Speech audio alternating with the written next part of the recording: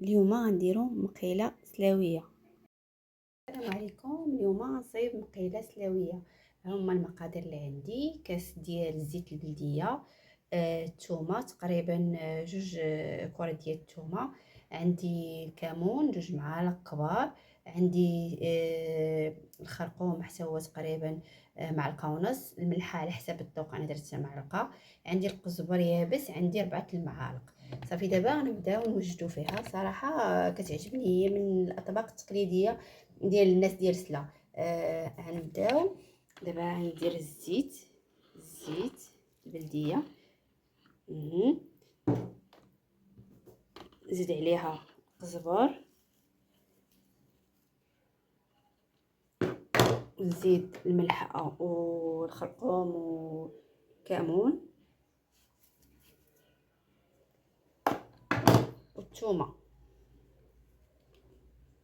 وهو الاساسي فيها، خاصها تمعك مزيان، خاصها تخدم معك مزيان، يعني تمعكيها مزيان باش تدخلي فيها كاع دوك القوام باش تجي مزيانه. يعني ضروري هادي يعني اللي تخدميها نيت، يعني تدخلي كيكونوا هكا الحيمات طريفات، يعني اللحم طريفات مقطعه صغير صافي، وكتبقاي هكا كتخدمي بيديك كتعجنيها مزيان.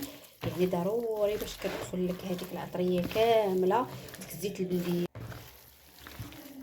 هنا تنعكوها مزيان باش تدخل فيها العطريه كامله اللي درنا فيها. هي الاساسي ديالها خصها تبات ليله كامله، يعني تبات ليله كامله باش. وهنا درتها كطيب الفاخر على نار مهيله. هي كتحتاج وقت طويل باش طيب، يعني كضروري كتزيدي فيها الماء، يعني الماء الكافي بحال قولي كتعمري. المهم ديك الطنجره كديري فيها الماء اللي غطيب فيه، القياس ديالك اللي غطيب فيه على حساب انت لا كونتيتي اللي كديري.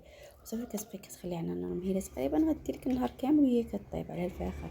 بس هي ضروري باش طيب على الفاخر، باش كتبقى حتى كتبقى حتى كينشف منها داك الماء كامل، ما كيبقاش فيها الماء نهائيا، كيبقى فيها ديك الزيت وداك الليدام ديال ديك الشحمه ديال الكلوه اللي درتي معها. صافي هي السر ديالها هو انك طيبيها حتى تنشف، ضروري طيبيها حتى تنشف، حيت الا هكا بقى فيها الماء داكشي دغيا تخسر ليك.